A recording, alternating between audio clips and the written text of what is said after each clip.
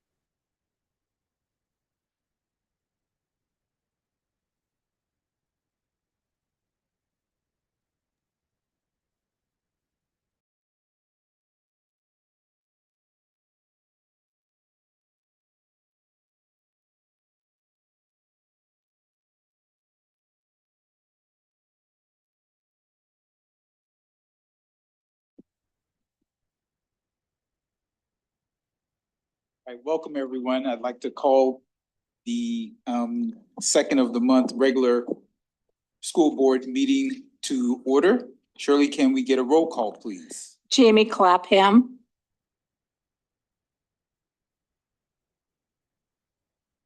Sorry. Jamie Here. Clapham. Here. Thank you. Sorry.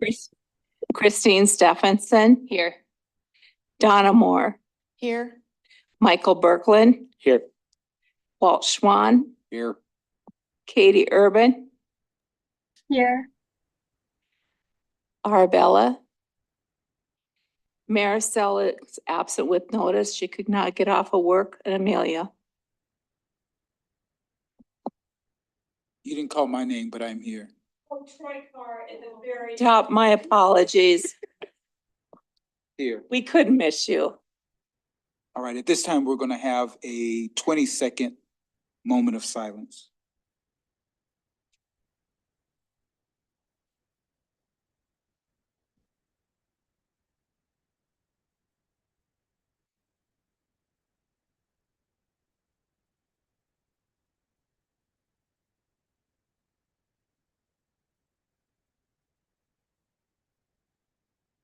Thank you, everyone.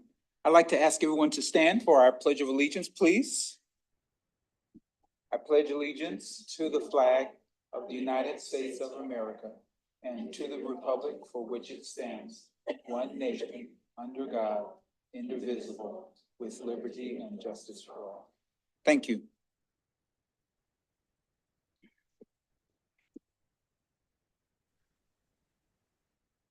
I will entertain a motion to approve the proposed agenda.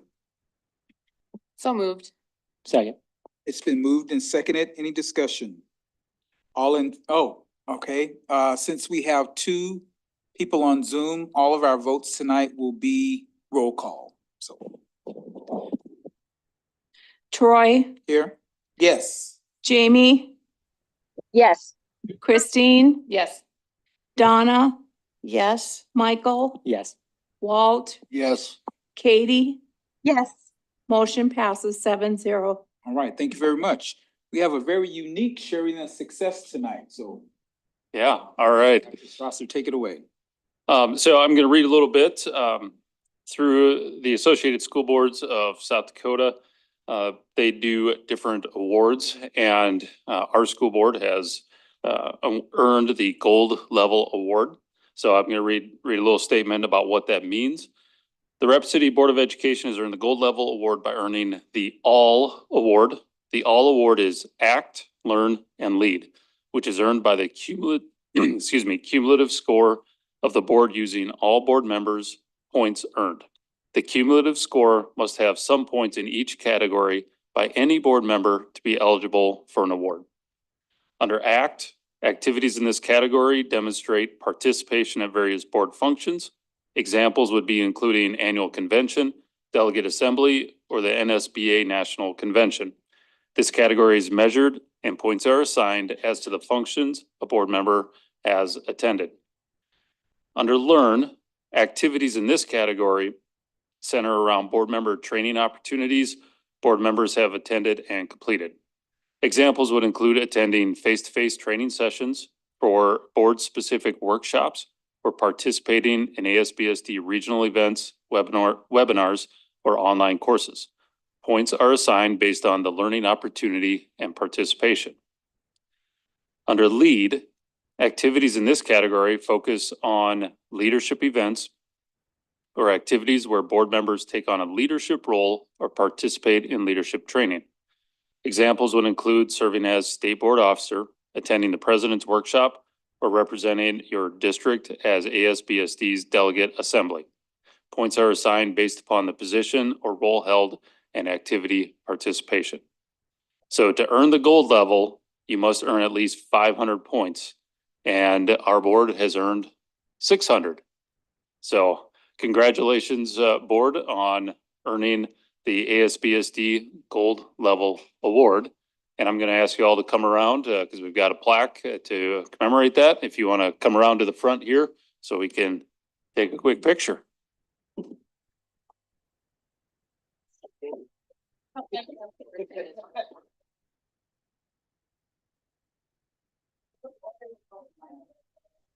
Yeah, I don't think I earned it.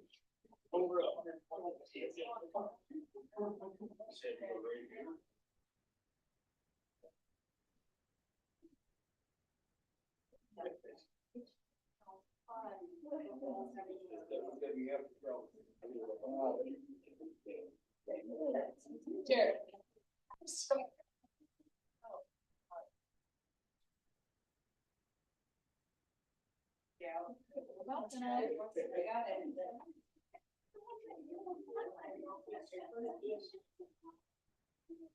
Will, right here. Yes, we will hang, we have a spot.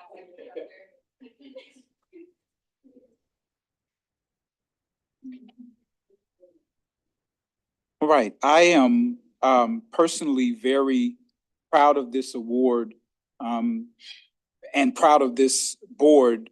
And it's just a tangible evidence of not only our local participation and activity, but our state participation and activity, and especially our national participation. When I first got on the board 3 years ago, 2.5 years ago, that was not the case. But again, so we don't have to tell everybody what we do. We've got a nice shiny plaque. Does it have our points on there, 600 points, or it just says what we did? Okay, Our well, last, yeah. our last one was in 1920 that we had a gold. Are you serious? Mhm. 1920? Yep, 19 to 20, 2019 to 29, Oh. 2020. I am sorry. Time ago. All No, right. 2019 to Yeah. 2020, we had Yeah. one. But so thank you all you board members for all the activity and just being involved in our state and national level. Any other board member like to make a comment? Toot your horn, Katie, Jamie? Okay, all right. Moving right along. Persons wishing to address the board. Our first person is Mrs. Thompson. You have 5 minutes.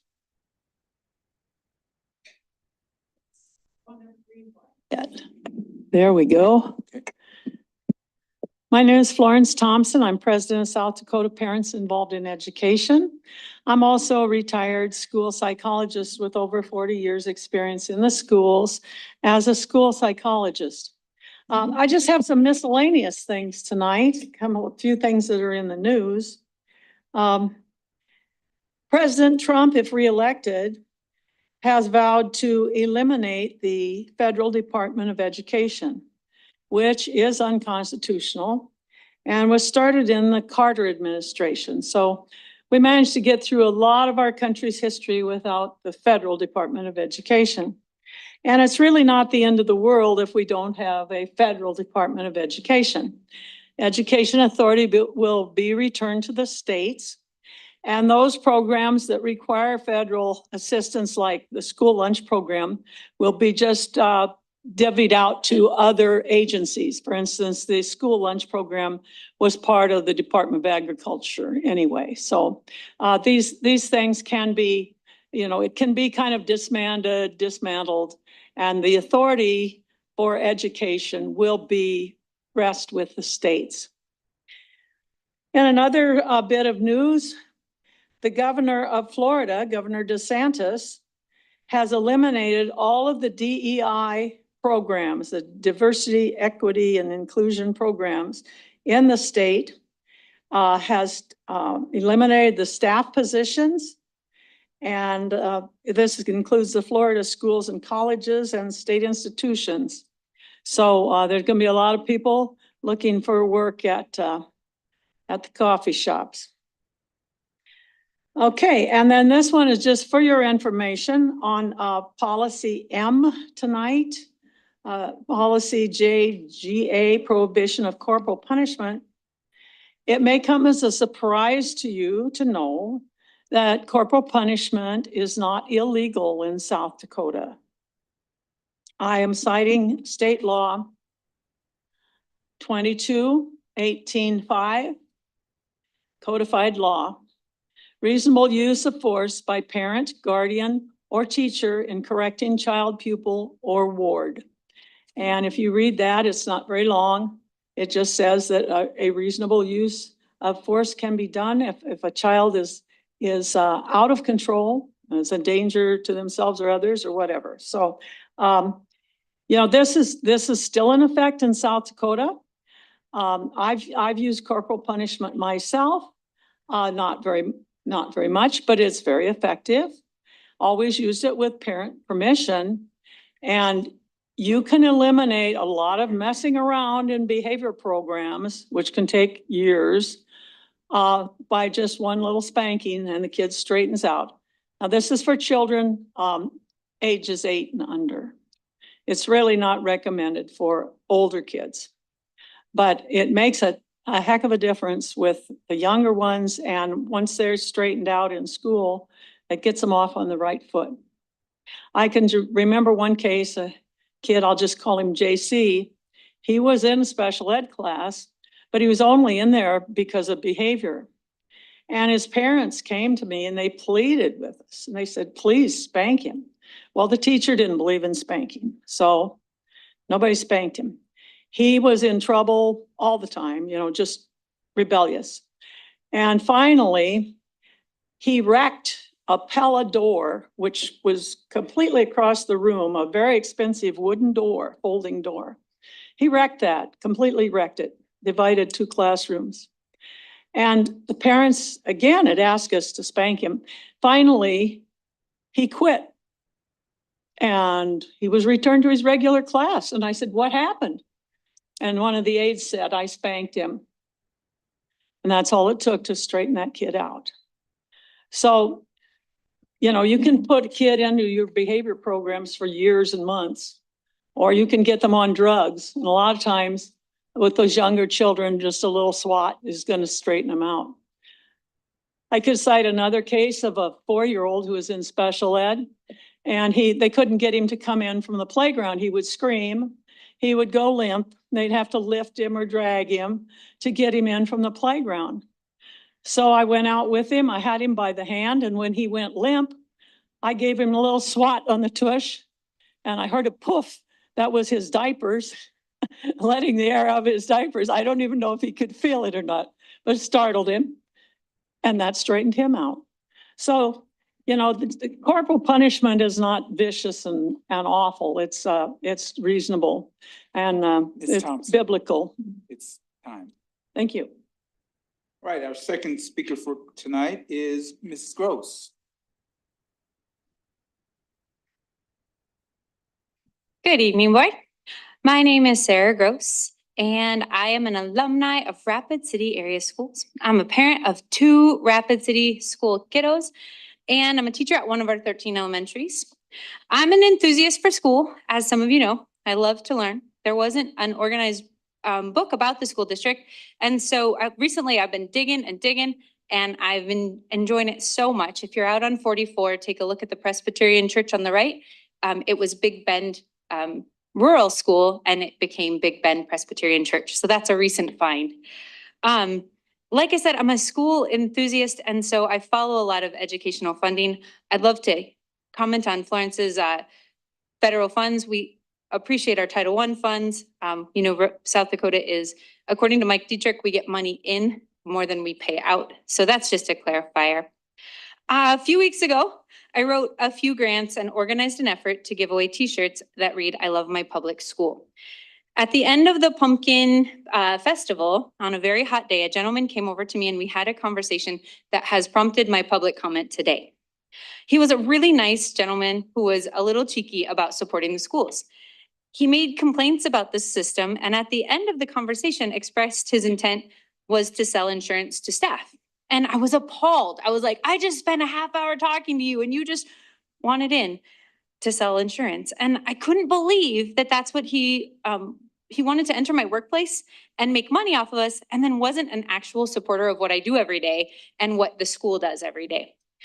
And my comment today is that I've noticed that there's a fair number of people who, like him, have their foot half in the door and half out.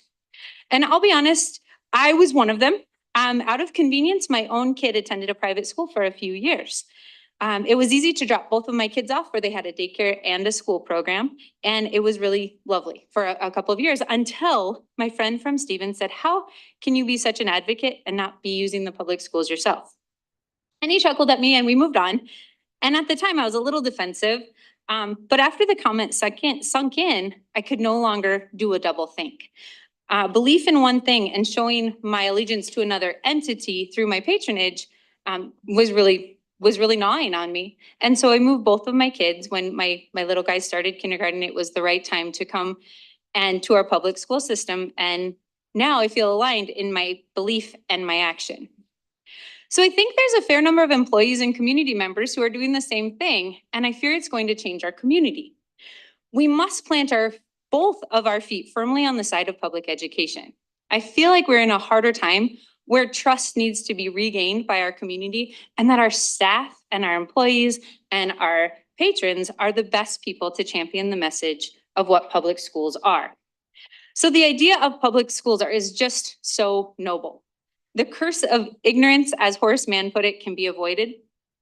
In one of my favorite books, Alexander Salmon and Alexander note 7 features of public schools. And I love each one of them, and I'd like to share them with you, the board here tonight, but also with our listening audience. Number 1, that we utilize public funding and are entrusted to do so. Number 2, we provide public instruction that everything is available on our website. that control is secular, that we have open access, that we, or you, lay people, control the districts. It's gender neutral, and they, according to my favorite book here, Forgiveness is one of the core tenets of public schools. Perhaps what I love most, though, wasn't listed, and it's that we are one community and that we're taking care of ourselves for our future generations. Schools look towards the future. Everyone generally agrees that we are investing in young people who will be our future citizens, leaders, and workers. So I'm not all rainbows. I know that we have some flaws, especially in a big district where we can't be super crazy nimble all the time. But schools provide safety for many students. They are the main source of childcare for many working parents. Schools provide a network of support for many families, whether it be rides or food bags. And so I believe that there are a ton of followers and allies out there, but right now, right when we have a lower enrollment, a transitional leadership, and a teacher shortage in Rapid City, I feel like we need defenders and promoters. And so I'm kind of a little bit grateful to my man at the Pumpkin Festival for spurring me to come and advocate once again. We're not perfect, but I really think that if you're kind of 1 foot in, 1 foot out, you need someone like my friend to call you out and say, well, if you're not fully supporting, then you're not promoting, and we need a lot of love and support for our schools. So thank you for your time. All right, thank you very much. All right, board response to open forum comments. The hands. All right. Student representative reports. All right, for the first time here, I believe, Mrs. Scott, this is your first meeting? Yes. Okay, well, welcome. Thank you for volunteering to do this. Thank you so much. You're welcome. I apologize for my absence at the last meeting, but I'm excited to be here and update you all on the happenings at Stevens this week. So I'm a junior this year, just to let you all know. So last week at Stevens, the week of October 7th through 11th, the Student Leadership Advisory Council had a meeting on October 9th. And they discussed the results of the student survey taken last spring. They chose the responses and statistics of, I believe my teachers care about me, to represent what Stevens is doing well. And the responses and statistics of, I feel students are nice or show respect to each other at my school, to represent something Stevens needs to work on. So next, as a player on the team, I'm proud to report that the Stevens Raiders girls tennis team achieved their third state championship title in 4 years over the weekend. We competed in the South Dakota High School Activities Association state tournament on Thursday and Friday and finished in first with 509 team points. Our singles champions are Sylvie Mortimer at flight 2, Ella Potvin at flight 3, Madison Marsh at flight 4, and Bella Nelson at flight 5. Our doubles champions are Arabella Scott, myself, and Elena Braun at flight 2 doubles, Bella Nelson and Madison Marsh at flight 3 doubles. So all of these girls were also selected for the AA all tournament team. So congratulations to the Raider tennis program for a great season. Thank you. And furthermore, the Stevens girls and boys soccer teams both competed on Saturday evening in the South Dakota High School Activities Association quarterfinal playoff games.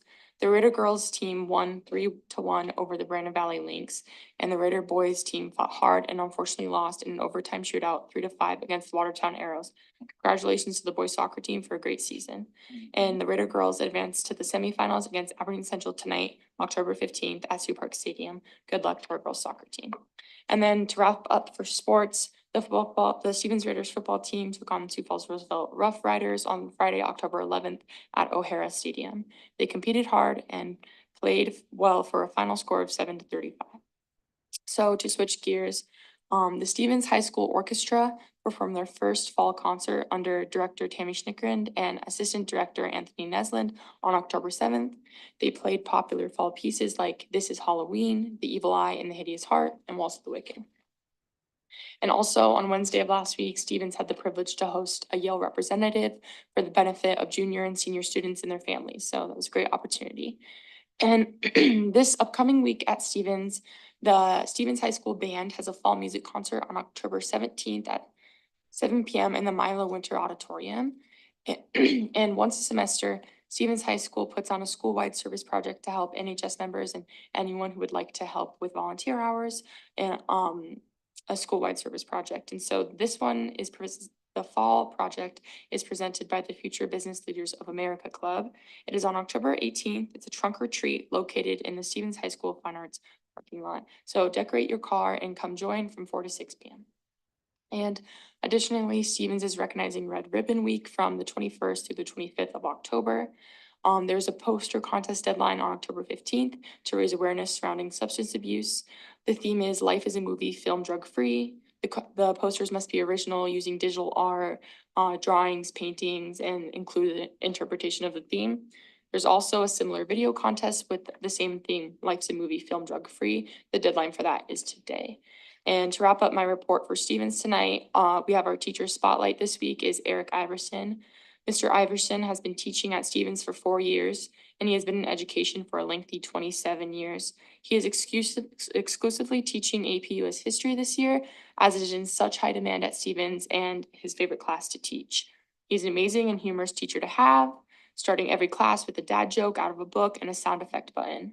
He also creates all of his own slideshows with transitions, songs, sound effects, pictures, and once again, jokes that make it enjoyable for his AP students. His favorite thing about teaching history is all of the cool and fun stories he gets to tell students about and the conversations that it prompts back to him. And the thing that made Mr. Iverson want to teach history was when people in the grocery store he was working at looked at him funny when he talked about Abraham Lincoln. And lastly, Mr. Iverson enjoys reading and listening to history books in his free time. He also fixes up old cars and renews them, his favorite project being his restored 1967 Impala. Finally, he's a big Broncos fan. Thank you, Mr. Iverson, for all you do for students. Your impact is great and forever appreciated. And thank you for your time tonight. That's all I have for my report this week. All right, thank you, Mrs. Scott, very well. Board, do you have any questions for Miss Scott? No, but welcome. Thank you so much for being here. All right, next we'll have Mrs. Clapham.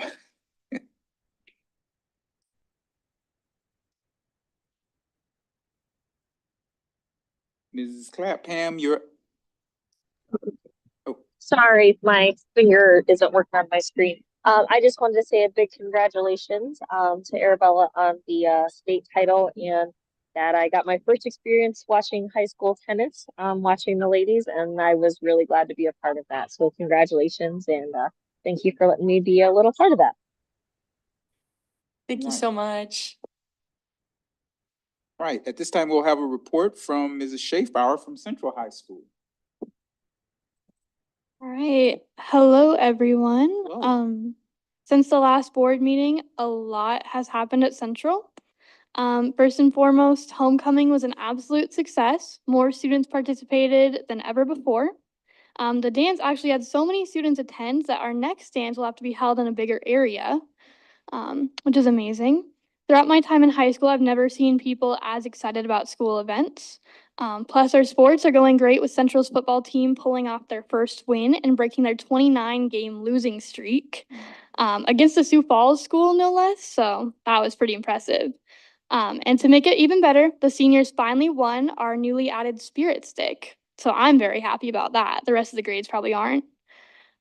Activities have been going great as well, with the competitive cheer and dance team sweeping awards at their last tournament and getting almost entirely first place awards. ROTC also did great last week with placing second in many events and third overall at their tournament in Fort Carson in Colorado.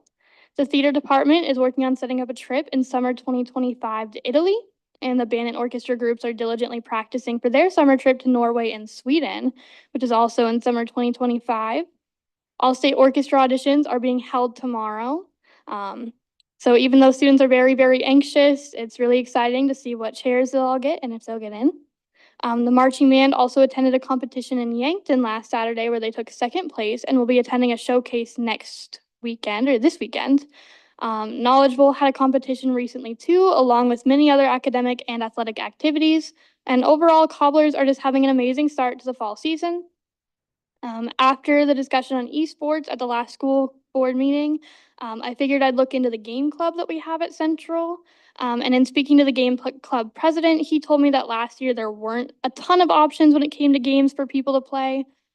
So there wasn't a huge attendance in the club. But he did mention that this year's participation has increased a lot with the expansion of games available through a program called FenWorks. They are hoping to continue to expand the amount of games next year by including a program called Play VS as well. The team is very excited for the esports room that is being put together by Central's activity director, Mr. Bauer, and thinks that even more people will participate with this addition and all these new games. So that's something to look out for. And then in sadder news, as many of you know, a senior at Central passed away recently.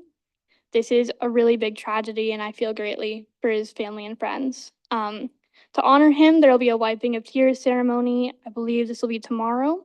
And a senior board was created for this Friday's football game to remember him. The senior class also decided to donate a $350 prize pot from a senior game to his family, which I think is a really nice sentiment. And the reason I say this all is just to remember him, you know.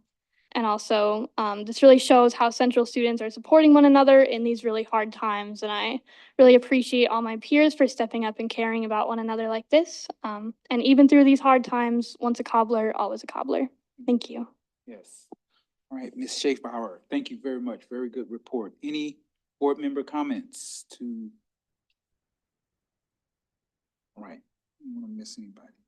All right, at this time, Acting Superintendent report, Dr. Strasser. Good evening, board members. A few items here. First of all, the state of South Dakota recognizes a seal of biliteracy, and that is something that our district is pursuing how to bring that into our graduation diploma recognition. So our CCR team led by Manager Donovan is developing that process for our students so that they can earn the seal of biliteracy in accordance with state guidelines. And if you're not real familiar with it, the South Dakota Seal of Biliteracy is a recognition by Rapid City area schools of those students who have attained a high level of proficiency in one or more language in addition to English. Awarding the South Dakota Seal of Biliteracy encourages students to develop mastery in multiple languages. So that would be the purpose behind it, and that's what we're pursuing. We have our short cycle actions in regards to our strategic plan, and what we've done some kind of midpoint check-ins as each pillar group. So I wanted you to be aware of that. Our 45-day short cycle actions come up in early November, and we'll have some more information regarding that at future meetings. The next couple days, I'll be headed to Chamberlain for the large school group meeting where we really look at policies in preparation for the legislative session. So that's coming up. And then as Amelia had mentioned, the esports is coming, and I received some information from the Activities Association. So they're going to formally approve their handbook here in the next week or so. And I printed off your draft of what they've put together. So that's really exciting. Once they have that piece, I know our ADs are ready to move forward, and we'll get a formal action item for you here at the next board meeting to approve of. So that's my report. Unless you have questions for me. Yes, I do. The biliteracy program, were we working on that prior to the email that we received? No, that's relatively new, was brought to our attention. And we started looking at it, and we felt that it was reasonable to pursue and good for our kids. So, yes. The reason why I asked that, just to give evidence to the community. Yes, ma'am, I see your hand. You can come to the mic. Just to let the community know that we are responsive to your input and your suggestions. And so it was a suggestion that came to the board from an email. Am I right, Mrs. Roberts, or are you going to correct me? We go. We received an email from the state over the summer from the Department of Education and started looking at it at that time. And so it's kind of been in process. And there's set criteria that the state has that the student meets as far as AP scores and or scores earned in a variety of different ways, and some of them on their South Dakota Achievement Tests, and that maybe their ACT. So there's a couple of different areas that we can look at the scores to consider what qualifies them for the English portion, and then the portion that qualifies them as for whatever world language that they're looking at adding in addition to English. But we started looking at it when we got information from the Department of Education over the summer before school started. All right, thank you very much. Well, the first I heard was from this email Yes. that we got, but I stand corrected. Thank you so very much. Any other board members, comments or questions on Dr. Strasser's report? Mrs. Stephenson? Thanks. I wanted to confirm what you've already told us. The 45-day meeting data review is in district or among Yes. staff. And then when do we get a mid-year update? I'll probably bring some information to a board meeting. That's something that we'll have to figure out what is the best way for you to see how we're making progress and how our actions change from one short cycle to the next. Yeah, that'll probably be in one of my reports coming probably later November, early December. Okay, kind of, so you can discuss what the 45-day showed and how you pivoted or. Right. Okay. Yep. Appreciate that. All right, anyone else? All right, the CFOO report. Mr. Sassy. Thank you, President Carr. A few brief updates for the board this evening. First, we had representatives from Gage Consulting, the company that is doing the bus study here, 10-4 through 10-6. Really, really great to have them here in our district, have them see the community, tour the community, understand exactly what it is we're facing in terms of the issue with our bus situation. They're really highly focused on the logistical details of the transportation function, digging really, really deep into that process, dialing, for example, all the way down to the number of stops versus, number of stops per route versus the national average, the number of minutes that each of those stops takes versus the national average. And so really, really getting granular in terms of what the logistical side of that operation looks like. It's been great information. I think spending a few hours with those folks really opened my eyes, and I know a lot of the transportation staff's eyes is to some of the common things that you just approach as business as normal, and you do it because it's always been done that way. And so I think really, really valuable information is going to come from that. Of course, still no easy answers when it comes to that situation, but I think that this is going to be extremely valuable information that we can really lean on to help guide solution-based conversations around ultimately where we go with that situation. From a timeline perspective, the idea is still presenting findings to the board, hopefully in the late November, early December timeframe.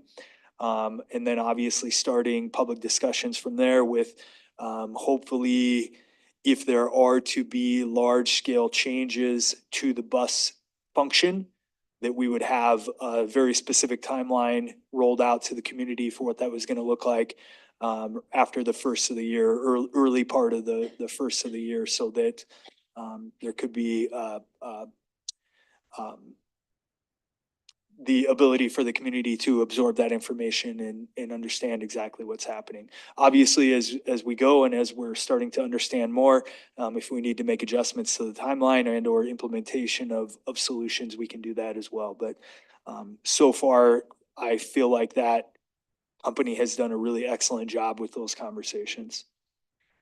Last week, I got an opportunity to attend an update on the balloted IMs and amendments at Elevate. Mr. Garth Wadsworth, their policy director, did a deep dive into each of the initiated measures and the amendments that are going to be on the ballot in November. I thought that was really great information. He did an excellent job of explaining those things. I was really interested, of course, in the IM 28 updates. I think it's still highly concerning from an educational perspective. They're is a confirmation that at this point, there is no replacement tabbed for the loss of revenue from that bill. There are a lot of different numbers floating around, even now, even after the LRC released their report on exactly what that's going to look like. I think Elevate's numbers were a bit different than what I had seen from the LRC numbers. But in any case, most certainly would hit all major budget areas in terms of the impact from the loss of that revenue. It would be at minimum, this is confirmed by both Elevate as well as the LRC report, a cut of 5% to general fund revenue, the state's general fund revenue.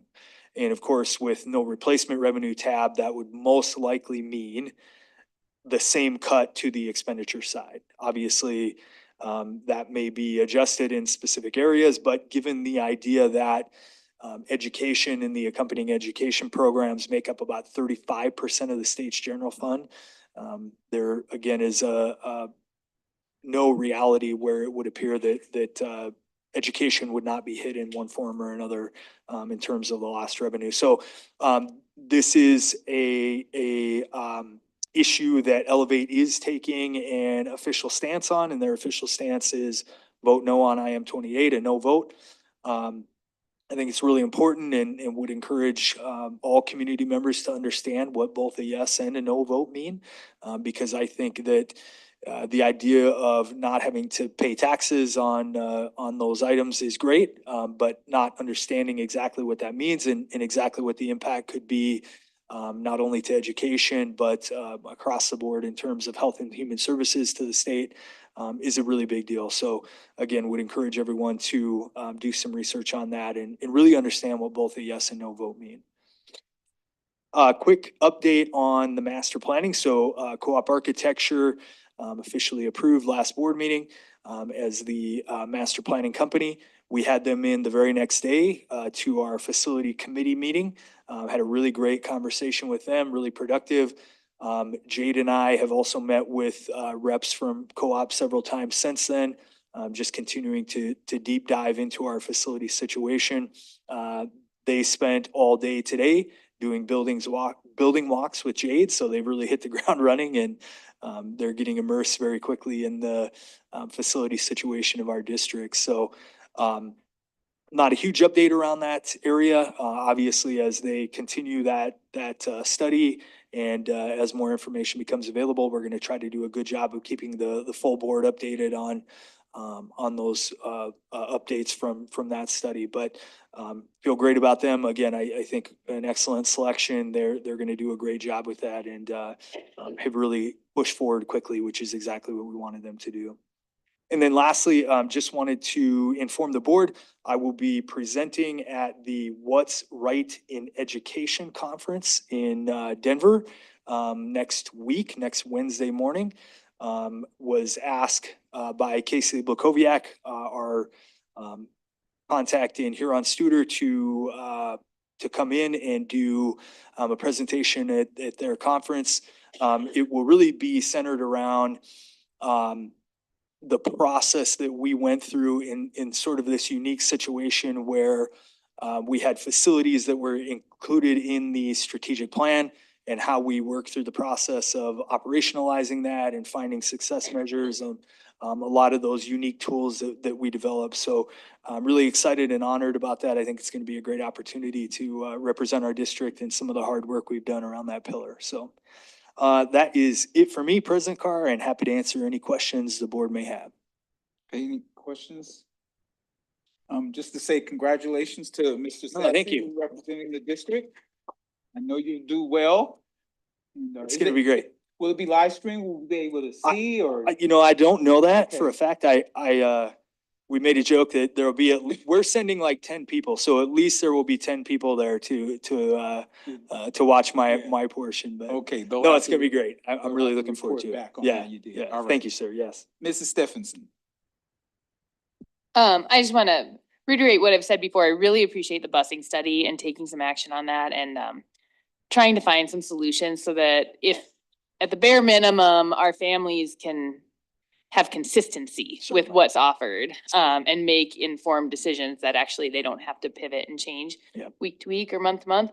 I wanted to, and you said this, but just reiterate that when we get the ideas back from this consulting company and the district digests them and comes up with a plan, we hope to be able to present that to the community and then hear your feedback on it. Those listening sessions, I think somewhere around the end of January, but we'll keep an eye out for when those listening sessions, there'll be one in person and one on Zoom. And I assume you'll be providing some information and then we can kind of hear feedback. Yes, ma'am. I believe that's the plan. Yes. Right, and I too would just like to speak to the community about IM 28 and just ask everyone to educate and realize while it may be a personal benefit to some individuals, how that's going to affect the public school system and how we're able to educate and fund the district. So just be informed, I guess. Right, anybody else? Item 11, no conflicts of interest. Item 12, approval of proposed agreements. Does any board member have a agreement that they would like to pull? Okay, seeing none, I will entertain a motion to approve the proposed agreements. Been moved? Second. Seconded, it's been moved and seconded to approve the proposed agreements. Any discussion? Seeing no discussion, Shirley, may we have a roll call, please? Troy, Yes. Jamie, Yes. Christine, Yes. Donna, Yes. Michael, Yes. Walt, Yes. Katie. Yes, yes. Motion Yes. passes 7-0. Okay, very good. Item 13, approval of proposed consent agenda. Any board member would like to pull an agenda item? Mrs. Stephenson. Yeah, I'm just gonna say item F. I really want FB. I guess. Okay, well, yeah, it has to be. So it then has to be F, but you'll Yeah. comment on FB. Yeah. Okay, Thank you. Foxtrot. Okay, Mrs. Urban. I was just gonna say what Christine said. Okay. Anybody else? All right, so I will entertain a motion to approve the proposed consent agenda, except with the exception of Foxtrot. I motion. Okay, Second. it's been motioned and seconded. Shirley, may we have a roll call, please? Troy, Yes. Jamie, Yes. Christine, Yes. Donna, Yes. Michael, Yes. Walt, Yes. Katie. Yes. Motion passes 7-0. Okay, I will entertain a motion for item F, federal programs. Yes. Okay, Second. it's been moved and seconded to approve federal programs. Discussion.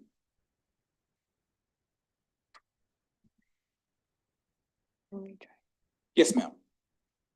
I was just wondering if we could get a little background in the relationship between Elevate and this grant that the district is applying for. Just, this is the first, well, when this agenda was published, it was the first I had heard of it. I don't believe it's the first I've heard of the grant, but I think it's the first I've heard of the partnership with Elevate.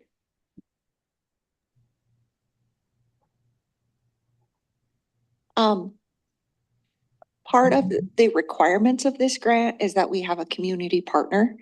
And because it is tied to some of our things with our CTE classes and our desire to meet the community of Rapid City's needs, we felt that Elevate was a really good partner in helping us see a good picture for what Rapid City needs and what the school district could be working on, that we could support that, and then they can support us with a lot of information in turn. And so that's where we felt that they would be one of our best partners. Is this the grant that we've already submitted as a district, or is this different than something we've submitted? Yes. I believe we submitted it but we needed Elevate to sign on to partner in order for us to do so and move forward with the grant application. Okay, and then the total amount that we're requesting? I don't recall. There is no amount listed in that. It's my understanding, this is Jen Strong. It's my understanding that, the amount right now is still somewhat, up in the air. We could apply for up to, $3 to $6 million, but that doesn't mean we're gonna be approved for the entire amount, which is another reason why the partnership with Elevate was so important, because part of the partnership with them is some of the funding conversation as well. So it's not a specific dollar amount. It is a portion of, so for instance, this CTE building, we will provide this dollar amount and that pays for the building, but somebody else has to pay for this. So it's my understanding in our conversations that it's leveled and it's varied depending on what the award committee decides to award at that time. Jen, Dr. Strasser, did I say that correctly? That's my understanding as well. So, follow-up question, if we receive this grant, then we get an idea of what kind of an investment this is gonna require from the district. And we can make a decision at that point, whether a CTE center is our highest and best use of the money that is gonna be required of the district, or we could decline the grant. Is that correct to say? That is correct. There's no obligation in the application. That is correct. Okay. Thank you very much for that. I appreciate the work you've put into this grant. All right, Mrs. Clapham. Can you hear me? Yes, ma'am. Okay, perfect. I was just wondering, and Christine, thank you. You clarified some questions I had. I was wondering in this, whenever their approval would be, where does co-op play into this? If we're talking about a master plan in the future, it seems like a grant of this size would certainly affect the master plan. So when, do they come into the conversation about this? Is this considered already in the master planning they're doing, or where do they fall in this conversation? Yes, sir. Mr. President, thank you. Can I step back, maybe just one step and provide some additional context? So early on, as this grant opportunity was brought to us and we started having discussion, the idea immediately was it's really challenging to know how deep into planning you go in a situation like this, because the way that the grant is structured and the potential amount for grant proceeds would not be enough to cover the entire investment into a CTE center, obviously. So the idea early on became, how deep into this do we go? And the immediate discussion was around the idea that dependent upon what the amount was, or if the district was approved for any of that grant, that would really determine further conversations about if we could make that a reality or not. And ultimately, depending on the amount of proceeds, how much the district could invest, how they could invest that. We talked about some of the potential funding strategies for the remainder of the cost, depending on what that was, and a lot of those types of items. So we had initially a lot of conversation around what that was going to look like and what some of the potential solutions were, depending on where and if that dollar amount came back in terms of grant approval. So my initial impression, and perhaps I need to go back and make sure I have better information, was that that amount could range all the way up to $15 to $20 million, depending on what the ultimate approval was. And so we had hoped, obviously, that if we got approved for a significant portion of that grant, that we could find a way to finance the remainder of the project amount. Obviously, as that amount started to go downward, we would have to have a deeper conversation about if the district could finance the remainder, and if that was the best use of money at that point in time, and did it give us the return on investment we wanted? So there was a significant amount of conversation around that. As Ms. Roberts discussed, Elevate, the grant required, because it's a community change grant, the grant required a community partner to technically be the grant submission entity. And so as we were having discussion around who would check the most boxes in terms of what the grant was looking for from a community partner, it became pretty apparent early on that Elevate would fit that box the best. And so we had some discussions with Elevate. They were gracious enough to sign on. There is no commitment from a financial perspective from Elevate. They would simply be a community partner. If the grant was funded, obviously they would help us to give feedback to get those programs up and moving. The focus is on renewable energy programs. And so if that were to get funded, they would help discuss and bring on board renewable energy programs into the CTE school.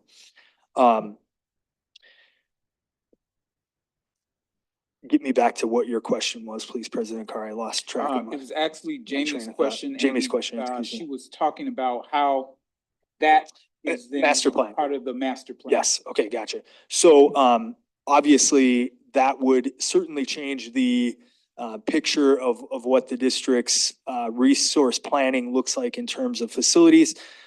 We've already had some conversation. Jade and I had conversation, informed co-op that we were applying for this grant, that obviously we have no idea if it will be approved. We have no idea what the amount will be if it gets approved. And so we will have to have continuing conversation if approved, that if we will invest in the remainder of that facility and what that investment would look like. So they are aware. We will continue to have conversations with them as this unfolds. Obviously, they will be flexible, and as we hear definitively whether or not the district got a grant or a portion of the grant, we'll make adjustments as we go. So it's certainly within that conversation, and as developments happen, we will continue to be flexible and figure out where that fits. All right, Ms. Clapham, did your question get answered? Yes, it did. Thank you. All right, did you have anything else? I don't believe so. All right, Mr. Brooklyn. Thank you. So just to make it clear for me and everyone watching, what we're voting on tonight is essentially just allowing Elevate to do an application.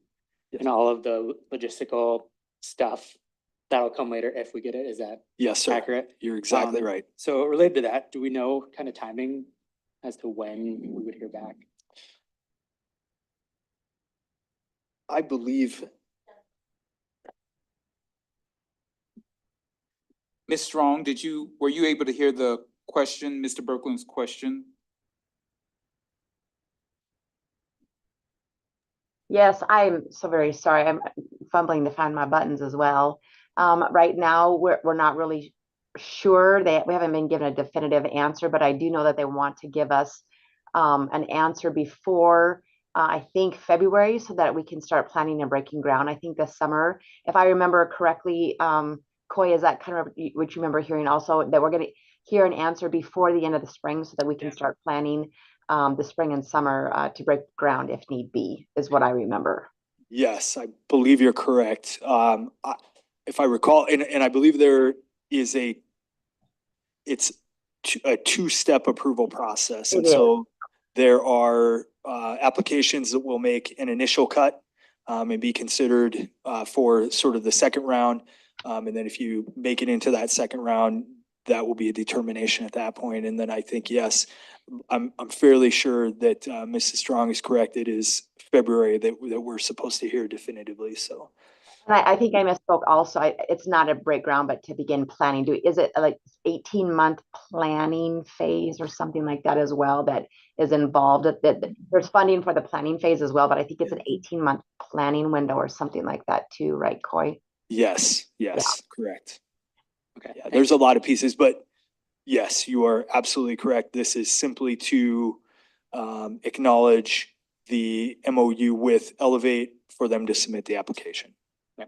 I figured that it was also a Yeah. pretty long process, so Yeah. I appreciate that. Yes. There's just there's a lot of logistical Yeah. stuff that I had questions about and that we're getting emails about, and I'm hearing stuff Yeah. about like who owns it, who staffs it, Sure. transportation, all that stuff, but I think with that long of a timeline, that's something we can figure out Yeah. later on. So thank you. Absolutely. Yeah.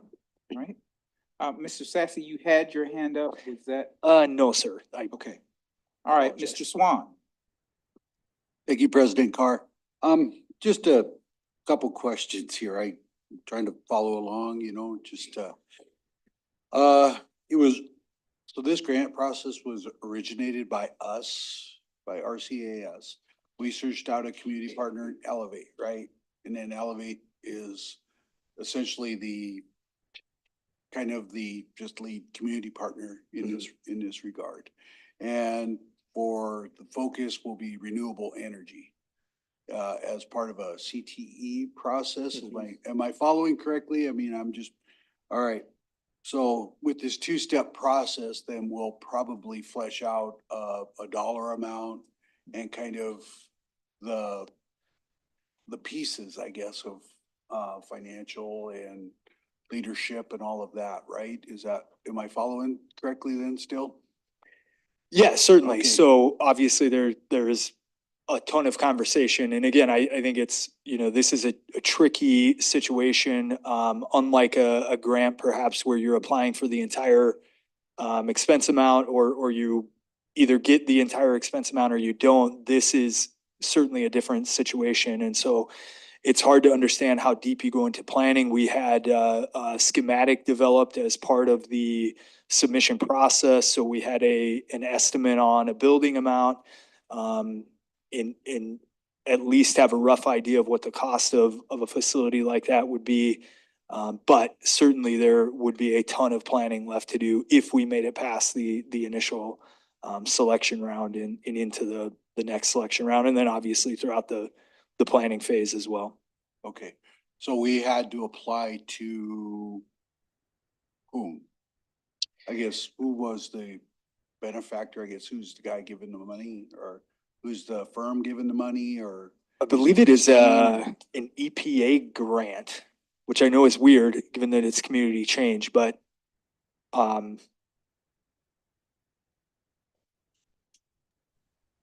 You're correct, Mr. Yeah. Sass. Yep. you're okay. correct. Thank you, ma'am. I was scrambling for information, but yeah, Okay, community change grant through the EPA, which is interesting. But okay. Yeah. Thank you. Thank you yes, very much. yes, sir. All right, any other questions, comments? All right, seeing none, we will have the roll call vote, please. Yes? Jamie, Yes. Christine, Yes. Donna, Yes. Michael, Yes. Walt, Yes, Katie. Yes. Motion passes 7-0. Okay, thank you very much. Before we go to item 14, board, can you all help me? I don't know if we have any formal procedures, but Ms. Scott and Ms. Schaefbauer, I know things can get long, so They're do welcome, we, at what point do we, they're welcome to leave. you're welcome to leave at this point? I guess Yes, they can. we'll talk about a regular time, so before items for board information, you all are so welcome. I know, again. Oh. Yeah, if you want to stay, you can stay as long as you want to stay. Amelia. Amelia, did you want to stay for the school board information? Okay, Okay. okay. All right, so just if we see you leave, we know you couldn't take it anymore and it will not be a problem, but thank you for hanging in there. Okay. At this time, we have Brown and Brown update, and I see that Mr. Powers, who all my times on the board has been here in person, but now is Zooming tonight. So I kind of missed that in-person. I lost it. Can you, Doctor or, President Carr, I'm very sorry about that, but can you all hear me? Yes. Awesome. Yeah, unfortunately today I had to make a call, a little family thing going on here. Oh, but I definitely miss my trips to Rapid City, and particularly this time of year, board members, because I generally stay at the Alex Johnson Hotel for some extra spooking. So. Well, thank you so much for joining us by Zoom, and we are ready for your presentation. Yes. Well, I'll try to make this brief. A couple months ago, I was presenting to the board recommendations that were adopted regarding the employee benefit packages around costs and so forth. And we also provided an update at that time as to how the plan was trending. And what I'd like to do really briefly today with these 4 slides, I know that the board members have received about 13 of them, and there was some detail. I'm just going to keep it pretty high level here. But what I want to do today is just kind of review where those cost trends ended up, and just kind of do a real quick recap of where some of the decisions were that were effective in September. So from a cost standpoint, your plan runs from September through August, and the plan actually trended favorably again this year from a claims actuarial perspective of where we think that the claims would run about $16.2 million. That means that relative to the Wellmark contractual expectations, we're running about 99% of expected cost, which is great. Last year we finished the year before that at around 100%. There were some large claims, but those were covered by stop loss insurance. Now, what does that mean from a cost year over year from a claims perspective? Claims make up about 93% of the district costs. There's a small portion for insurance and a small portion for admin that you pay Wellmark. But, medical trend itself, the cost of Band-Aids is about 8%. Nationally, roughly. The district's cost trend was about 4.9% over last year. So not quite half, but certainly very favorable to the norm. So we, on average, our claims per staff member per month were about $1,129. In the prior year was $1,076. So what does that mean to budgets? And when we look at the overall budget, we're including in this budget here, or this kind of funding analysis, the medical and the dental plan. So there's 2 different buckets. Majority of that bucket, it's all on the medical side. So when we look at the funding, what the district contributes, approximately $13.3 million. The staff contributed about 5.9, let's call it $6 million. So about $19.2 million was the total contribution over the course of that year. And then from that, we deduct expenses like the fixed cost. That's going to be for insurance and admin to pay Wellmark and Delta Dental. But we had a very strong credits from RX rebates of about nearly $2 million. So when you look at this, the rebates almost paid for your fixed cost component, leaving us with the paid claims between the medical and dental plan. So when we look at this number versus this number, we're really running at about 93.3% favorable to the budget. And that created a little bit of a surplus of $1.2 million. Now that's a great position to be in. Looks like we've got some trend history of some surpluses, which is fine. The other thing that's good to point out here from a district spend perspective, which is a little bit unique compared to other districts or quite frankly, other organizations across the country, your net spend actually was reduced by about 1.5%. When you're going against 8% trend and your divergence is a minus 1.5%, that really sets up a pretty good cost structure, hopefully into next year. So I think that's important information for the board members to realize. I know Coy is very well aware of that as well.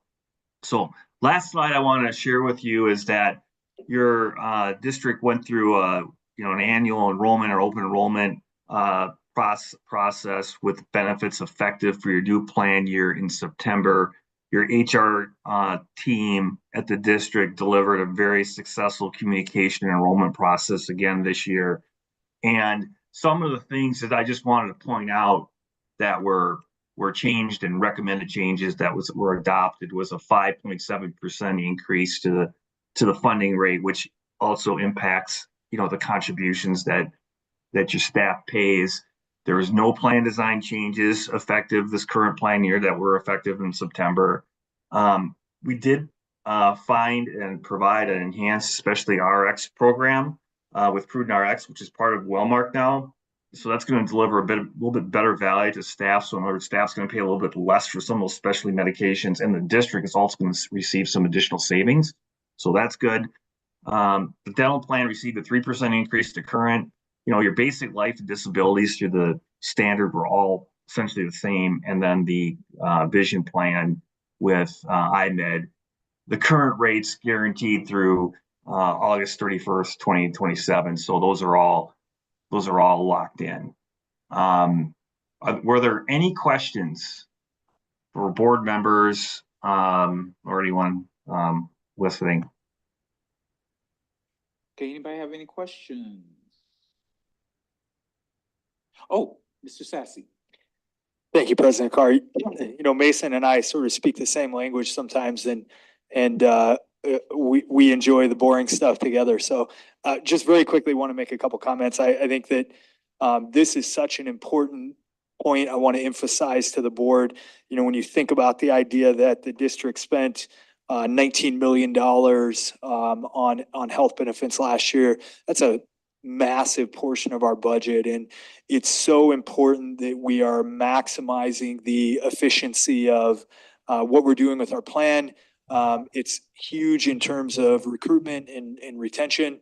And it's just such a big deal, such a huge investment. So just a couple quick points. I think, first of all, just pointing out of that almost 19 or a little over $19 million in contributions, district contributed 70%, employees contributed 30%. So really, again, trying to keep that benchmark of where we've been over the last several years. And Mason and his crew do a great job of helping us do that, really of keeping premium contributions at a split, right around that split. I think that's actually even better than it has been over the last couple of years in terms of district versus employee contribution. So that's one of the major benchmarks, in my opinion, that we look at in terms of the benefit that our employees are getting out of that plan. Secondly, I think it's really important to point out, and Mason could probably do a better job of making this make sense than I could, but sometimes folks tend to jump to the idea that because there is an increase in premiums, that the plan is running unfavorably.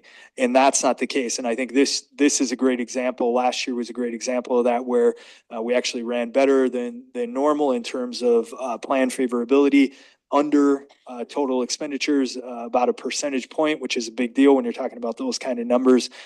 Really what Mason and his staff are looking at when they project out into the next year and give us a renewal number is obviously what costs are going to do over that period of time. And so you heard him talk about the industry standard being about an 8% increase. We were at 4.5, I believe Mason said, if that's right. Yeah, we're at about half of that. Yeah, right in that area. So yeah. Again, that is a really favorable statistic for the district in terms of looking at what's happening across the nation. And again, I think something we really need to think about in terms of how we're taking this plan and continuing to move it into the future. But I just want to say thanks to Mason and all of his crew. They do a really excellent job helping us wade through this information and ultimately provide the best benefit we can to employees. So thanks, Mason. You're welcome. Right, Mrs. Stephenson.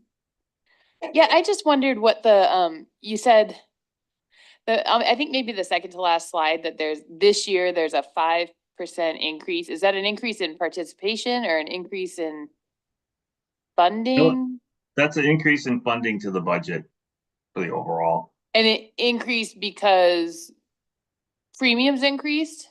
Yeah, so when we do our projections, we're looking at normalizing certain data and things like that. And we have to account for the fact that medical trend's still going up 8%, even though the district had a favorable year. And when you blend all those things in, I think originally 2 or 3 months ago or 4 months ago, we were looking something at more of a 7% increase. But when some more favorable data came in, we were able to dial that back down to a 5.7% budget increase for the district. And you know, that's happening despite the fact that there's some favorability in the plan. You know, one of the things that I think we talked about in the past, I've got a slide here, I can show it to you, but you know, the district is performing, you know, still a little bit better than cost expectation. However, because you're a partially self-funded plan, there's maximum caps that sit 25% above where the district is currently funding today. And if the district were ever to hit that cap, that would be another additional $5.5 million that would have to be paid for, that's outside of the budget, but you know, it's inside of a reserve area. So we have to be cognizant of that to protect the plan for any kind of future, you know, swings that can happen from time to time. Does that answer your question? Yes, it does. Thanks. Okay, Mrs. Clapham. I was just wondering, what so over 70-30, like in school districts generally, sorry, my mic's not on. In school districts generally, is there like an industry standard that most districts split 70-30 or 60-40, or is there a lot of variability?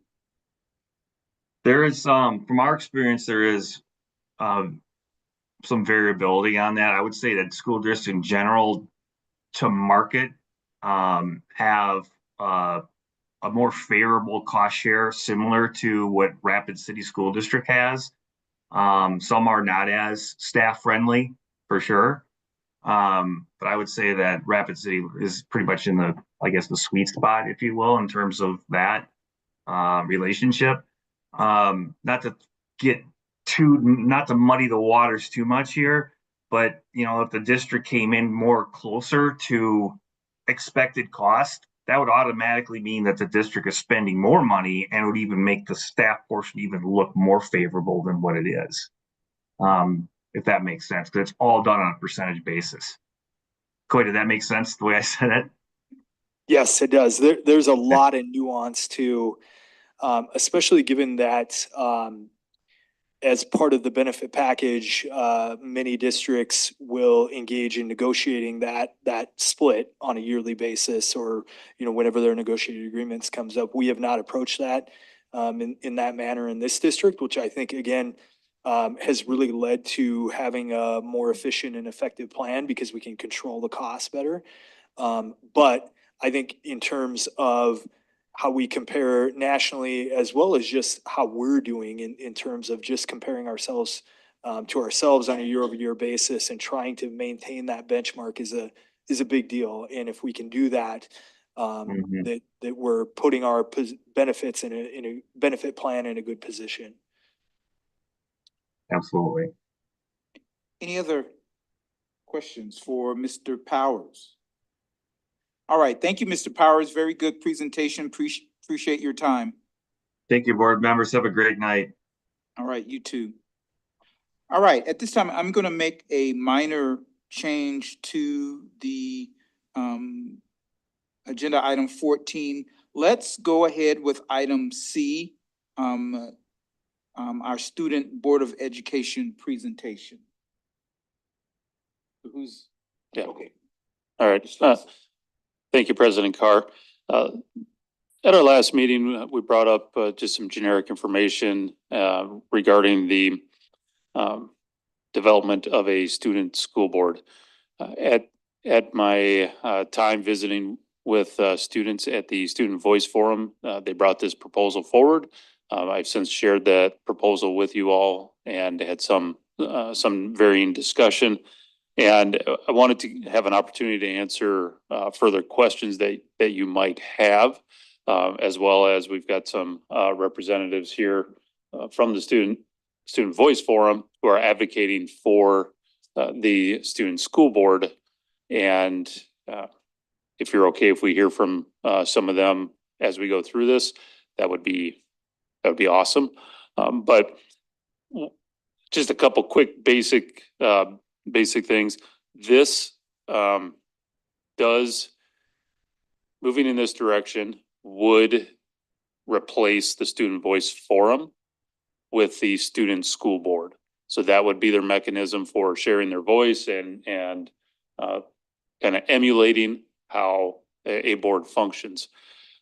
They would be advocating for a liaison from the board, and therefore someone who would attend their meetings and have that connection.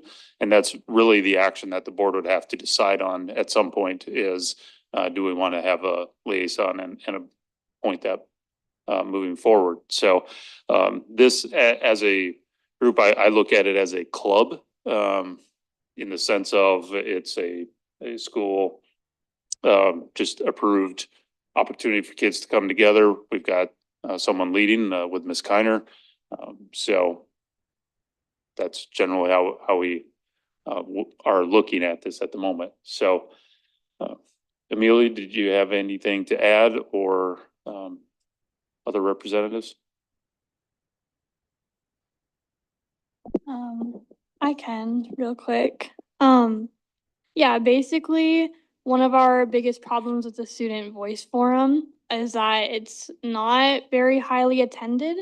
But with the Youth City Council, which is another area in town, we've seen that kind of formalizing the process really brings in a lot more applicants and a lot more participation. The Youth City Council has about 18 students that are on it right now. And they've received, I believe, over 30 applications at least last year, and they get more applications every year than students. So the point of this isn't to be the same thing as the Youth City Council, but we're hoping to mimic it around that. And we talked earlier today with a student school board in Minneapolis, Minnesota, to kind of see how they work. They have about 40 students that serve on theirs. We're hoping to have around between like 15 and 30, kind of depending on how the first year would go, you know, since starting things is always a big problem. But yeah, we're just hoping to kind of make a new little group, try something new, get more involvement from students, and have a bigger platform to share our voice and be a conduit between the school board and the students. Anyone else?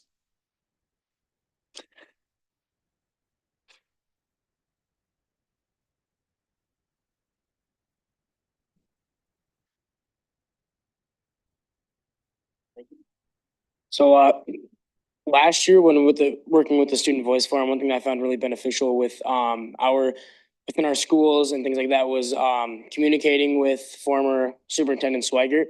People would come in with their concerns or questions or anything like that, and Ms. Swigert would really help clear things up for them, and that's like what moved things along last year a lot, and that's like in the previous years, but last year was my first year, and that's what I really liked about it. So encouraging that liaison would also be a very big part of it. So like if you have any questions or things moving forward, someone with that education on how that works could really help us out.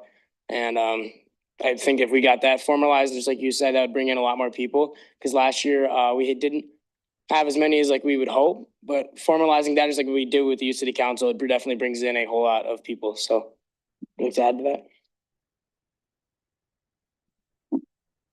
I was just gonna say that I can attest to the success of the Youth City Council within the community. And so if we had something that related to the schools more, modeled after the Youth City Council, that would provide a voice to many of the people in the schools, since I'm aware, like most of the students don't even know how the school board works and how their school district operates. And so having this kind of source of information and source of education about the school district and what is happening more available to more of the students will be incredibly helpful to everyone in the district. So that's all I have. Thank you. And really, young people just have amazing talent, amazing energy, and amazing insight. And we have learned a lot through the Youth City Council model here in Rapid City. And really, the city has embraced them and encouraged them to participate in some of the coalitions and commissions and other boards within the city. And yet, young people do bring things forward that relate to school and public school. And it's always that fine line of, is this something that the youth city council should be discussing and moving forward on? Or is that something that we can either bring to the Student Voice Forum, or in this situation, if we get this approved and moving forward, you know, it can be the student school board, so that those voices can be heard, those issues can be talked about and learned about, so that, you know, that action can be taken. And so hopefully you guys will be in approval of this and allow us to get started, because these amazing young people, well, two of them are seniors. We've got one junior, so, you know, he'll be able to help carry it through into next year and everything. But I do think it's a foundation that, and a platform that is needed within our district. So thank you for your time. Thank you. All right, any other presentations? All right, thank you. Mrs. Stephenson. Oh, you should stay up there, guys. I really support this. I think it's a wonderful idea. Anything that improves communication between students and administration and board is good. My question for you is, with the other youth school board, student school boards that you looked at, or when you envision this, what are some, like, is the meeting you get together and you just talk about issues and try and come up with ideas for solving issues? Is it putting forth proposals? Is it actually like running a school board meeting, like a parliamentary procedure sort of deal? Or is that not fleshed out yet?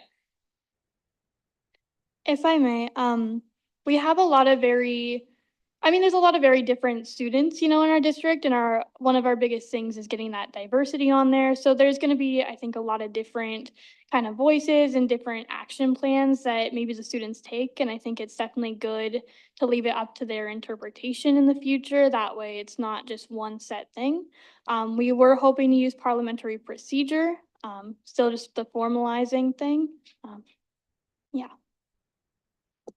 In some of the research, and in fact, we just had that Zoom call today, it really, what they have done in Minneapolis is really, it's helped to not only build that conduit between the school board and young people, but also that conduit from the district leadership and young people.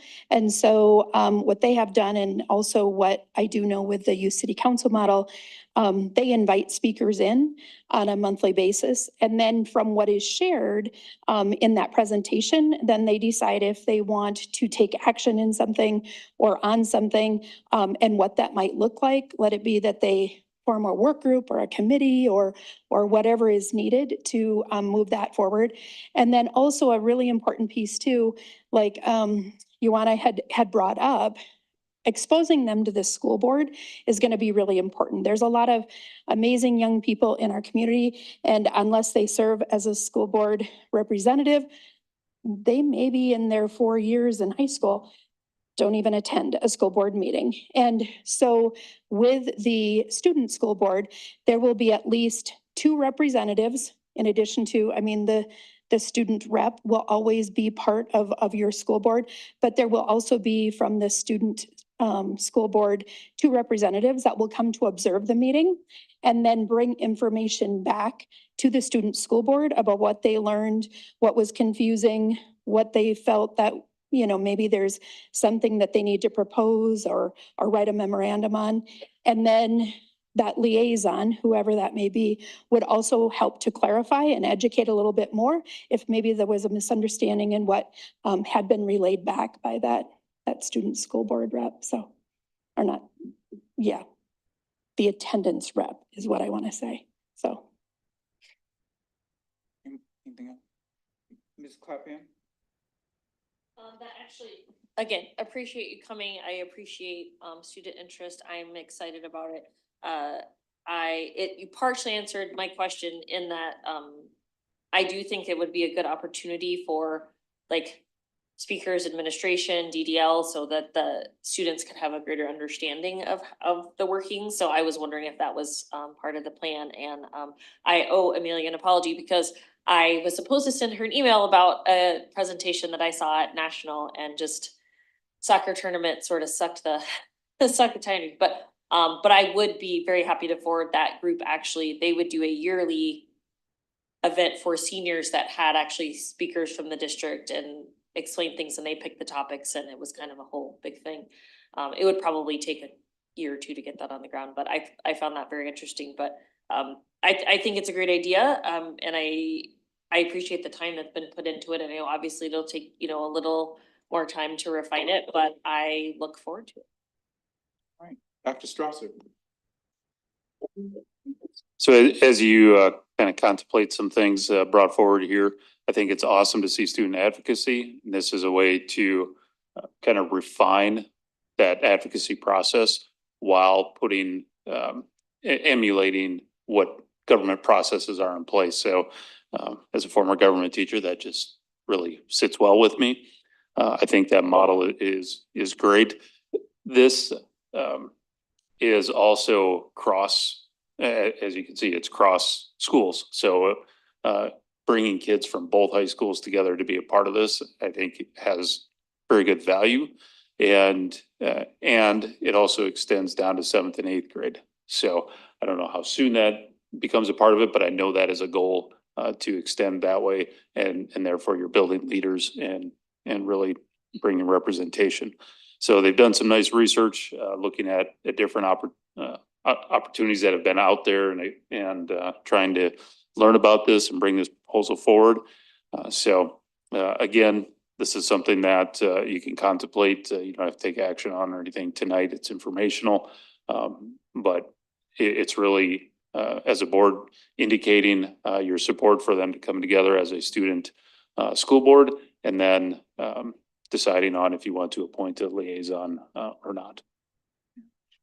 Last year, I attended my first youth city council meeting, and I was highly impressed at how they were organized, at the discussion, at the, I think the big thing that night was the volunteer points that you get and how really active they were in the community. And so I was excited about the student school board. I'm about it. I'm ready for to get the formal presentation, and I think is, again, with Dr. Strasser, such a great civic exercise in having students understand what we do. We're just not some, you know, like the Wizard of Oz. He's just behind the curtain and making decisions that nobody knows. So I'm really all for it. So I'm excited. So thank you. Any other board member? Any other comments, presentations? Okay. All right. Thank you all. Updated organizational chart. Who is presenting on that? Or were we just gonna look at it? Okay, Mr. Sassy's, do we have a Yes. copy of it to see? Yeah, I believe so. Because there was a on our. I saw it. Thank you.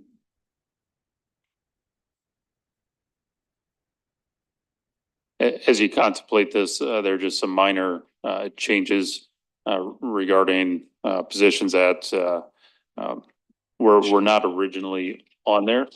And now they are. So we wanted to make sure this was updated and as accurate as possible. Okay. Bobby's pulling it for us right now. President Carr.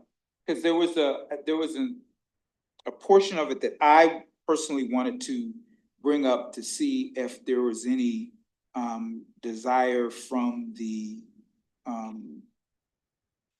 board to make any changes. The last time that we approved the organizational chart, there was some discussion of where the payroll manager should be. At that time, we settled on it being under the human resource director. And in looking at it, again, doing, the agenda meeting, I just wanted to just ask the question or thought, did any other board member have any feelings one way or the other? Should that stay under human resources, or should it move over to support services? Was there any interest in having that discussion?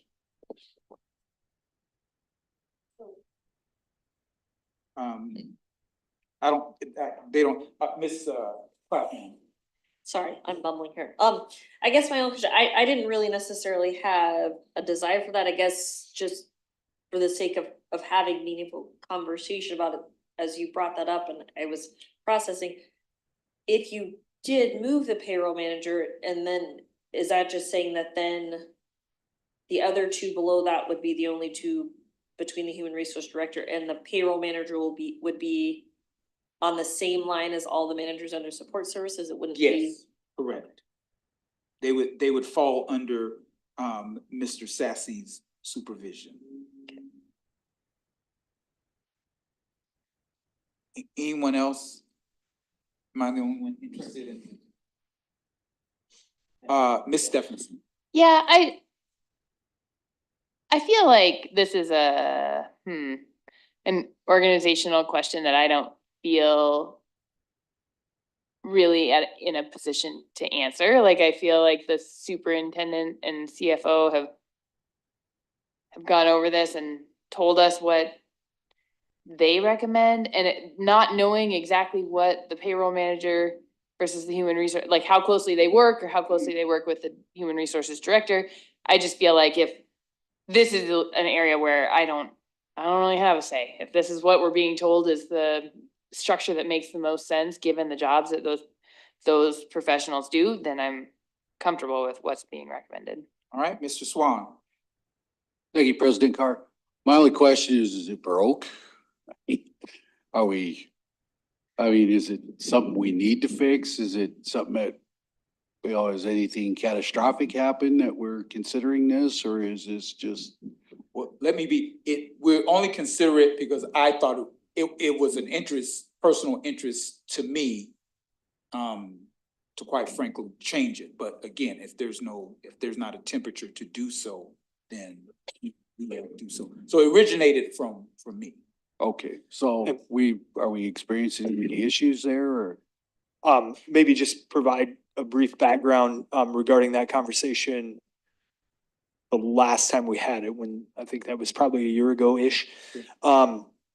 So really where the conversation emanated from at that point in time, Mr. Swan, was the idea that payroll is a tough nut, because it certainly has aspects of both the business function and the human resource function.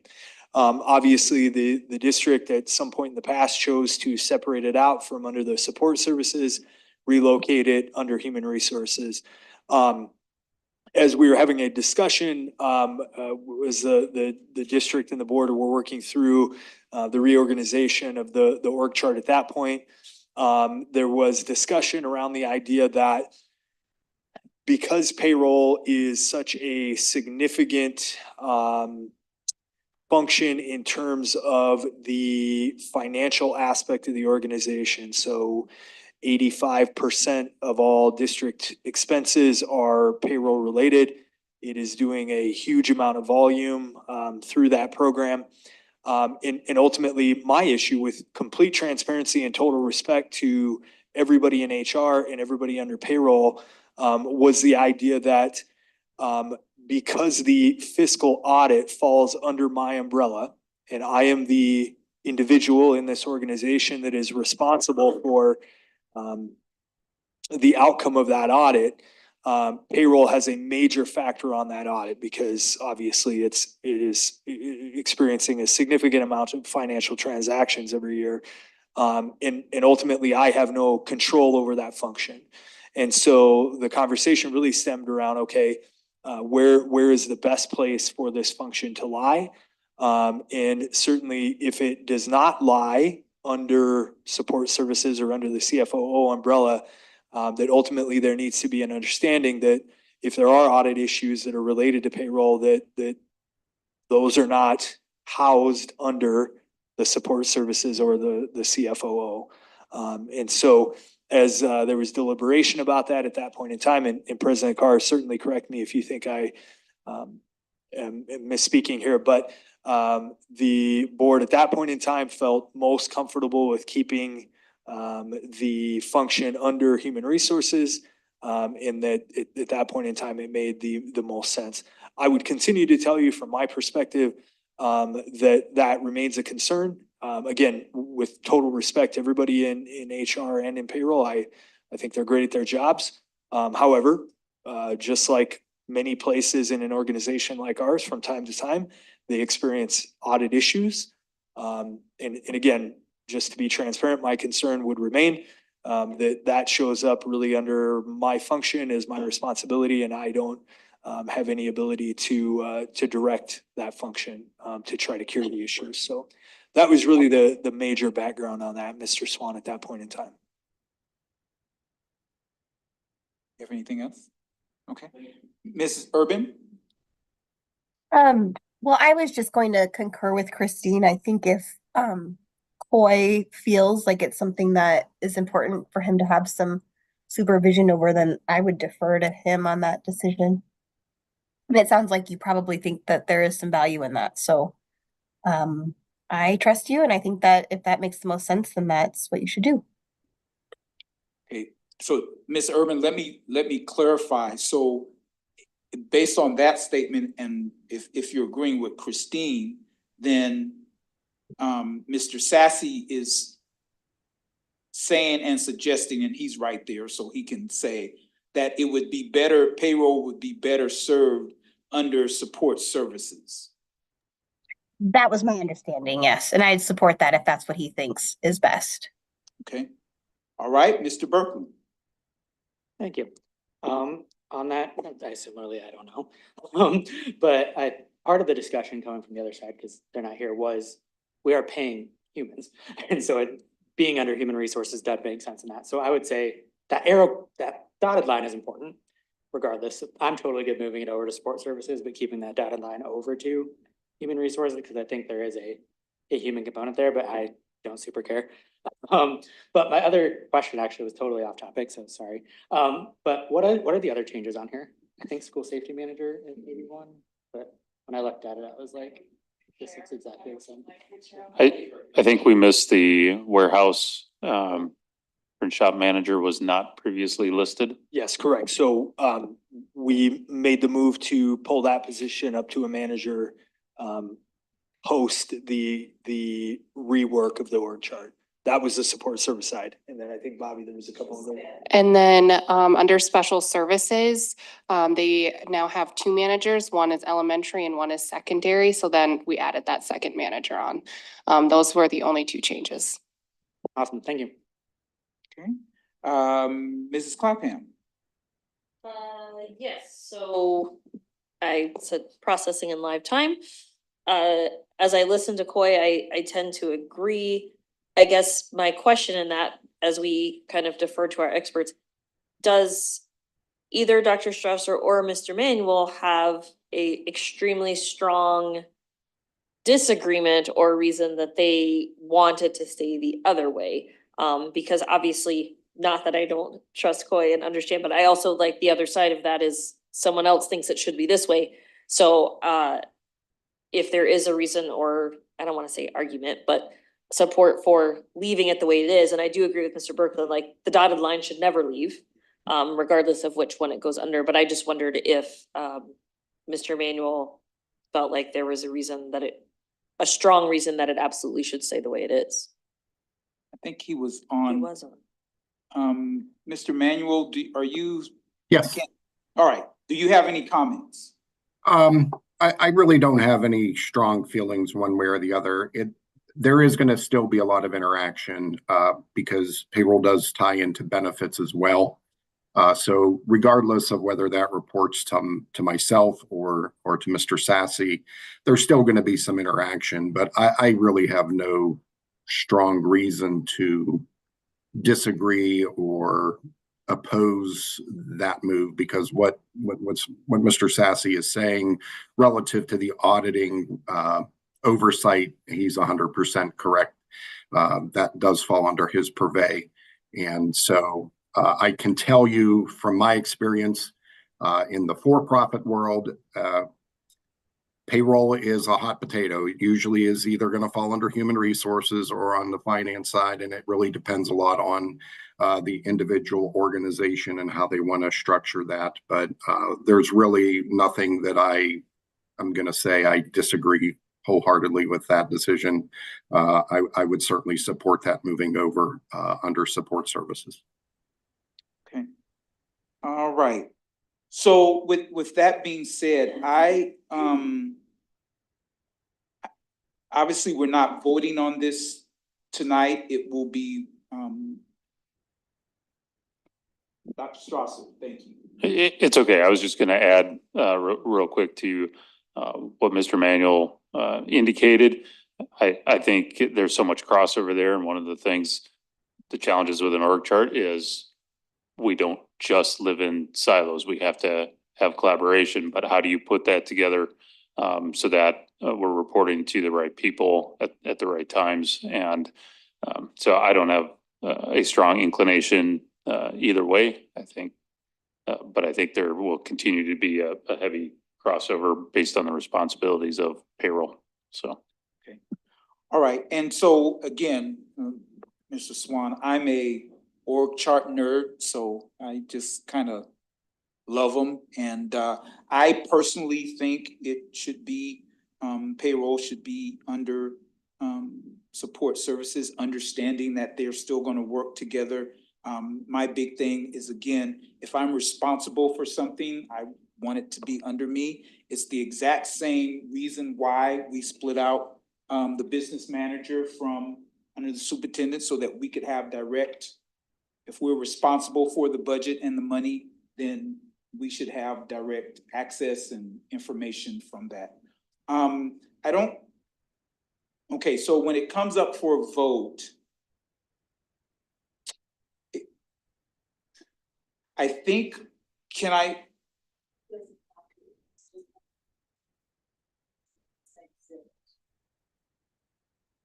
well, we have to approve the change though.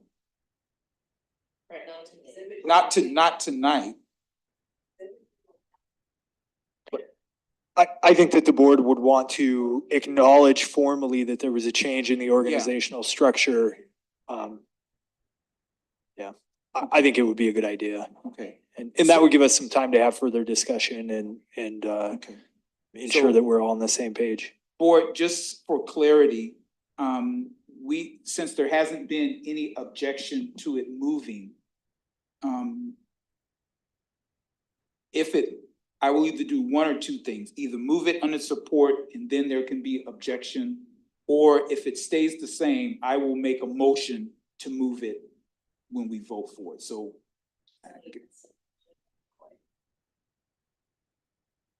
Yeah, I think so. Certainly, and then of course the board could pull it in and have further conversation or question. Correct. Yeah. Okay. Any other comments about the org chart? All right. Committee reports. Mrs. Clapham.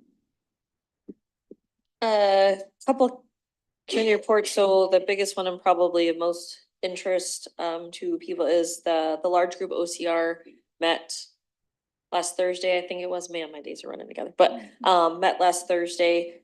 It's one of those things. I would say the main thing, it's you kind of go slow to go fast. The biggest things that came out of it, and I know a lot of, especially the public, have been asking about the MOUs. The MOUs, because they are with Pennington County Sheriff's Department and the RCPD, changes were made and now they are reviewing them again. So that's why they are not being voted on. There's not any dark cloaks and magic happening. It's that their attorneys also have to agree. We can't put something on the agenda that they haven't agreed with. So that's where that stands right now. There was a brief presentation of our behavior and attendance numbers, and there's a learning curve on the new behavior reporting, which is, we've put a lot on staff pretty quickly, and so they are learning, and Mr. Stewart's had a chance to meet with some of the building leaders and kind of work with how those steps are going, but overall it's going well. One of the biggest things that we kind of landed on too is in the voluntary agreement, there is a requirement for presenting information to the public about our discipline matrix and the processes, and it was recognized that that's a big bear. And so there was a lot of discussion of, do we do that live as community sessions? Do we do it as many Zooms? Just doing just the discipline matrix alone could take 25 minutes, and then there's other parts to it as well. So fleshing that out is one of the next big steps of how that's going to be disseminated to the public, and so that we can get as many eyes on it as possible, and so really get that information out there. There was we talked a little bit about statistics and the fact that when we talk about our Native students, the number of self-identified versus the number on the 506s is not the same. And so we're asking Kelsey to possibly clarify which numbers the OCR is actually talking about, because it can make a significant difference when you're talking about, for self-identified, it's almost 4,000, where 506, it's slightly over 2,000. So what does that look like, and clarifying that. And then just that some of the timelines we've had to request extended time, just because the processes of approving things, and the OCR has to approve before we can do the next step, and then and so some of those are slower than maybe it would initially have been thought. But so there's a lot going on. Dr. Strasser, if there's any highlights that I missed, or Ms. Roberts, or. No, I think you hit the big items of that meeting. I know there's, we're working towards getting a director to implement the OCR piece, and we're making progress on that, and hope to have some further report outs soon in regards to that, so. And then I'll report on the parent council too. Also just parent council, which this was our first one, interschool parent council. It's always one of my favorite ones, honestly, when we get multiple people from parents from different schools. And the major things were, there was a lot of positive feedback. Huge thanks if Chris is listening. The 2 lunch choices at elementary school is changing children's lives. And I don't mean that in people are happy. People are very happy about having 2 choices. So it's amazing just how a little thing will make such an impact. We had probably 7 or 8 different people say, my kid's so happy about having the 2 lunch choices. So that's a big deal. Lots of positive feedback on our principals. We have 5 new principals, and it was really great to hear how well those people stepping into those new roles are going. And there was some other feedback. There was some discussion about security, cell phones and technology, but it was I think a really good discussion. And I wanted to, in that, give a shout out to Mrs. Moore, who we learned that some of the schools don't have a PTA to provide their conference meal, and so she stepped up and used her resources to get a conference meal for South Park Elementary. So really appreciative of that, and another positive that came out of that meeting. All right, any questions for the OCR and interparent committees? Yes, sir, Dr. Swasey. Just add on the inter-council parent that we had great representation from the majority of schools, and never having been to one, I thought that was really awesome. So I just want to encourage our parents that represent their buildings to keep coming, and it is awesome to hear the great things and to talk through some of the concerns as well. So, right, thank you for that report, Ms. Stephenson. Thanks. I just wanted to give a facilities committee report. Put my hand down because it's confusing me. We met, as Mr. Sassy said, the day after our last board meeting, and we met with Co-op Architecture and had a robust discussion about the master plan and going about it. co-op architecture is doing an initial what we have phase, and then they will enter into a what we need phase. And it, this is something that I think I hadn't really wrapped my head around, so I wanted you to know and the public to know, you know, the what we have phase can be a little compressed because, or condensed, because we have a lot of good information, so they're gonna use information and that saves us some time.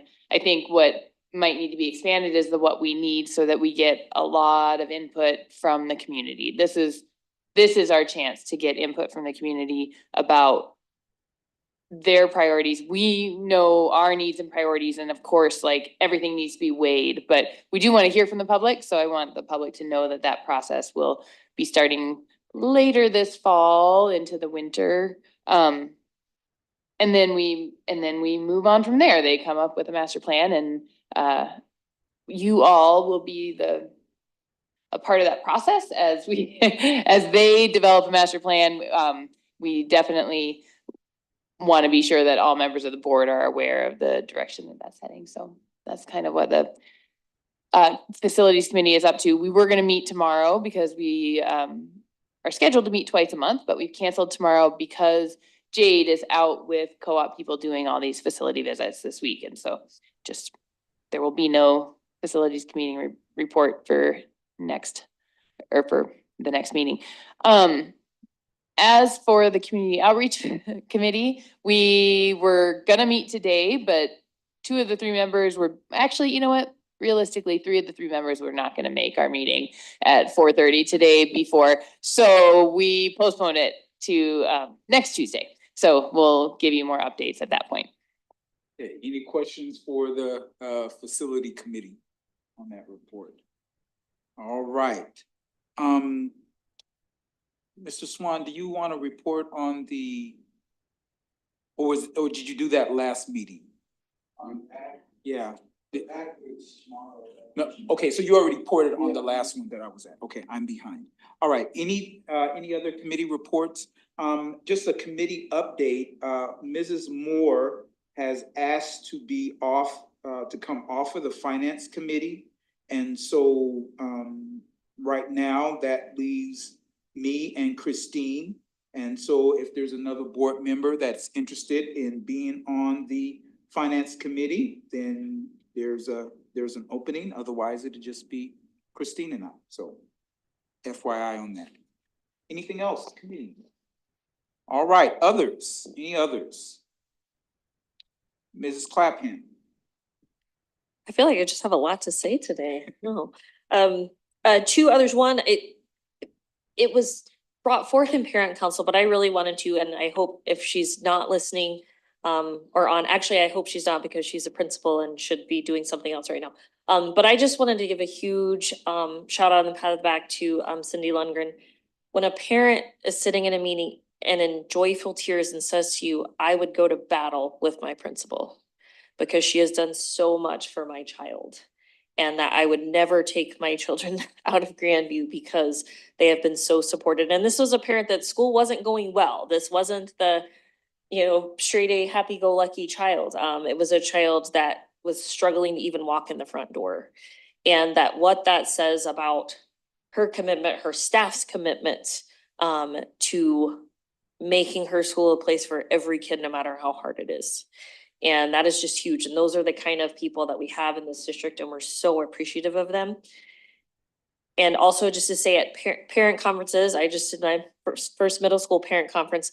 And to say, at least my experience with our staff, to say, not only did I hear about, here's his grades, here's what, but to get feedback about your child as a whole person. And that these teachers have in middle school, they got 90, 100 kids every day. And to be able to say, your son is a good citizen in my class. Your son is a good friend to others. I see that. Like, that takes a lot of attention and a lot of energy, but it means a lot to me as a parent.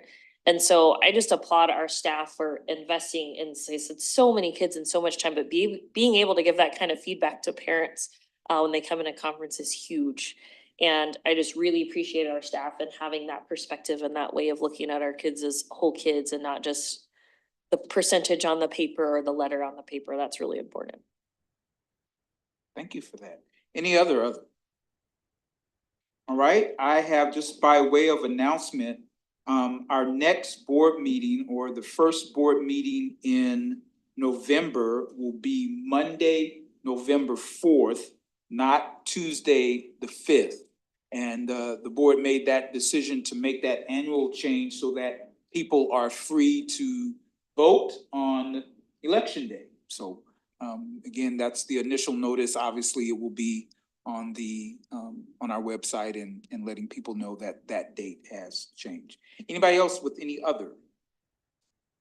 All right, at this time, I will entertain a motion to go into executive session 1-25-2.1 and 2.3. So moved. Second. It's been moved and seconded. All in favor, roll call, please. Yes. Jamie, Yes. Christine, Yes. Donna, Yes. Michael, Yes. Walt, Yes. Katie. Yes. Motion carries 7-0. Okay, we'll take a small 3-minute recess. We're gonna be off of this Zoom feed and we will be sent another, You have been sent a new link already. a new Zoom link. So